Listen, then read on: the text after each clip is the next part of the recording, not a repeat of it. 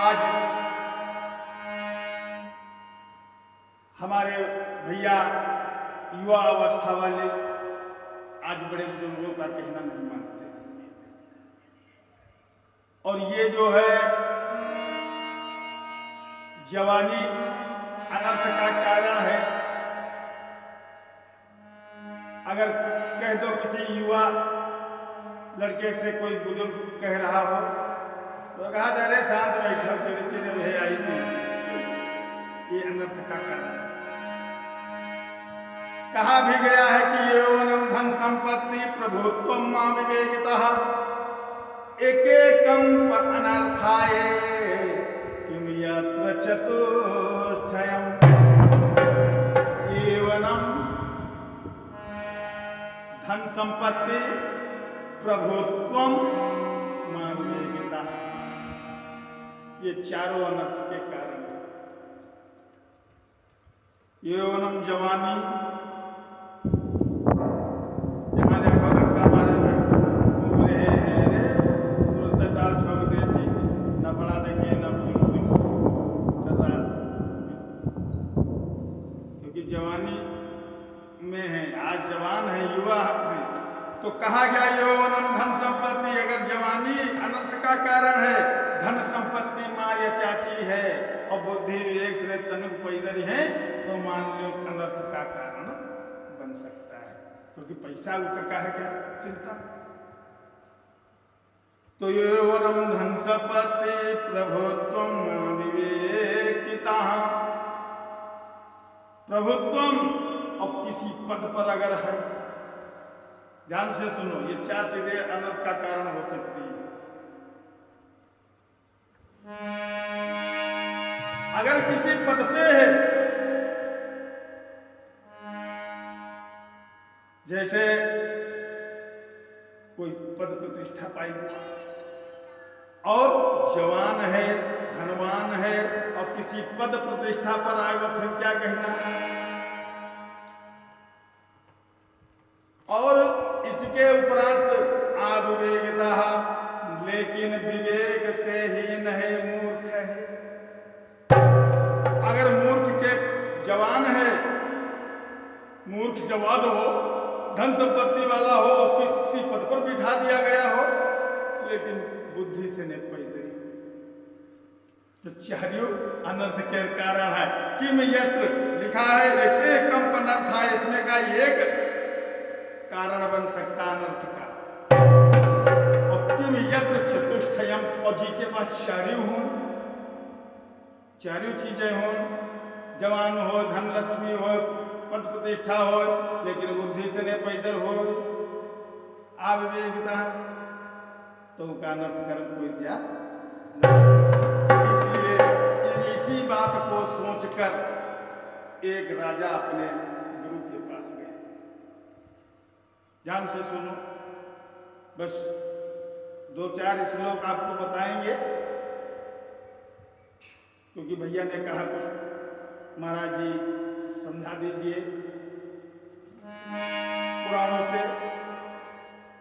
तो एक राजा पहुंचे अपने गुरुजी के पास, दो पुत्र थे, हाथ जोड़कर बैठ गए, हे गुरुजी मेरे पास धन संपत्ति तो बहुत है कि मेरे दो पुत्र हैं, खूब खाई लुटाऊं मैं, लेकिन खत्म समाप्त नहीं होगी इतना धन संपत्ति। लेकिन दुख इस बात का है कि मेरे पुत्र किसी काम के नहीं है। क्यों? क्या कहा कि को आरथा पुत्रेण जाते नयो न विद्वान धार्मिकः कथचित् त्वं साओदर भरा किंसु कर सावकः। को आरथा जाते पुत्रेण यो न विद्वान धार्मिकः कथचित् त्वं साओदर भरा किंसु कर सावकः। उस पुत्र से क्या लाभ है जो ना विद्वान हो और ना धार्मिक, या फिर विद्वता से प्रकाश कर रहा हो अपने देश का, वंश का, परिवार का, कि भाई जो विद्वान घर में निकल गया तो उसका भी वार्ता होती, उसका भी प्रकाश होता है, भाई उनके खानदान में वहाँ बहुत पढ़ा लिखा। और न्याय पढ़ा लिखा तो धर्म से जुड़ गया, तभी नाम रोशन होता। राजा कहने लगा मेरे दोनों पुत्र तो ना विद्वान है, को आरथा जातेन पुत्रेण यो ना विद्वान धार्मिका, ना धार्मिक है और ना तो विद्वान। कथचित तुम साव उदर भरा किम शुकर शावका जे दिन भर टहलते हैं और खाना खाए ले दिन परे, भोजन किया खाया पिया फिर परे, तो खाएं ये जिंदगी भर, इनकी 2-3 पीढ़ी और हमें गुजर गया, धन आपकी संपत्ति हम बना दी है, तो खाते रहिए परत रहिए, लेकिन खाना और केवल पड़े रहना शुकर शाव का सुअर का काम है कि मलमूत्र से अपना पेट भर लेना और बस वह चहला में यहाँ पड़े रहना। तो मेरे पुत्रों को गुरु जी कुछ शिक्षा प्रदान करिए। ये आज गुरु जी के पास एक राजा पहुंचा और कहने लगा, अरे ऐसे मूर्खों से क्या मतलब, कहे गए पुत्र जिसके नहीं है तो सबसे पहले ये कई बार दुख है कि हमें पुत्र ही नहीं। पुत्र भवा और समाप्त, पुत्र हुआ और नाय बचा, तो दूसरा दुख की यार भवा रहा लड़का, लेकिन भगवान की इच्छा नाय रहा तो नाय रहा। ये दोनों या कई बार दुख देते कि हमारे नाई है। लिखा कि आजातम रत्तम मूर्खाणाम वरमाद्यो न चांति महा शाकृत दुख करह वाद्या वदन्ति मस्तु पदे पदे।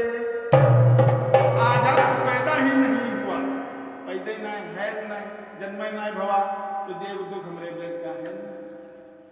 आजातम रत्त हुआ होकर और चला गया, तो दूसरा दुख भवा रहा है, लेकिन नहीं। आजात मत मूर्खा, लेकिन तीसरा मूर्खाणाम अगर हुआ और पुत्र मूर्ख निकल गया तो शाकृत दुख करा वादा वदन्ति मस्तु पदे पदे। माँ बाप के लिए जिंदगी भर के लिए दुखदाई बन जाता है वो मूर्ख। अरे उस आदमी से क्या काम है, अभी हमारा काम ला गया भैया तरी छप्पर चढ़वावे के यहाँ है और तुम हुआ घूमत, हमने तो टाइम नहीं है, तो उस शरीर से क्या देखिए, उस चीज से कोई मतलब नहीं रहता, वो निरर्थक हो जाता है मनुष्य जो अपने देश के लिए, अपने वंश के लिए, परिवार के लिए, समूहजन के लिए अगर काम ना आए। लिखा देश वंश जने कोपी काय वाक चेतसाम चये एननोपकृतः पुंसा तस्य जन्म निरर्थकम। अपने देश के लिए वंश के लिए, देश वंश जने को अपने जन परिजन के लिए, परिवार के लिए, गांव समाज के लिए, देश के लिए, काय वाक चेतसाम के, काया से, वाणी से, चेतना से अगर किसी प्रकार से काम ना आया, मन से ने, शरीर से ने, अरे ना चाहे जैसे कोई पैसा वाला ना ही है भैया, हमारे साथ हम गरीब हो और कह दो महाराज, तो पहले सोच ले हम महाराज ते देवा तो पैसा का दिया, इनसे अगर मांग लीजिए 2000 रुपया तो कहाँ महाराज ते देंगे। लेकिन अगर कह दो भैया तनी चले चलो और हमारा छप्पर चढ़वा गए तो शरीर से तो काम कर सकते हैं, हाँ चलो भैया हमरे यहाँ शादी ब्याह हुआ बिटिया का, अरे काम जाकर तो ये तो है हम पहुँच गया हुआ के व्यवस्था, तो शारीरिक तो कार्य कर सकते, तो काय वाक चेतसाम से, काया से और वाणी से, वाणी ऐसी बोलो जो सबको प्रिय हो, चेतना मन से सहयोग कर सकते हैं। और देश का, वंश का, देश वंशने को भी अपने जन प्रियजनों का, अपने देश का हित अगर जो ना कर सका तो एन नोपकृतः पुंसा तस्य जन्म, उसका पृथ्वी पर जन्म लेना समझ लो जीवन निरर्थक चला गया। इस बात को ध्यान रखते हुए अपने श्रोताओं को अब 2 बार भगवान का भजन कर ले और अब आगे की कथा शाम को सुनाएंगे क्योंकि समय भी काफी हो चुका। अरे हम राम जी के राम जी हम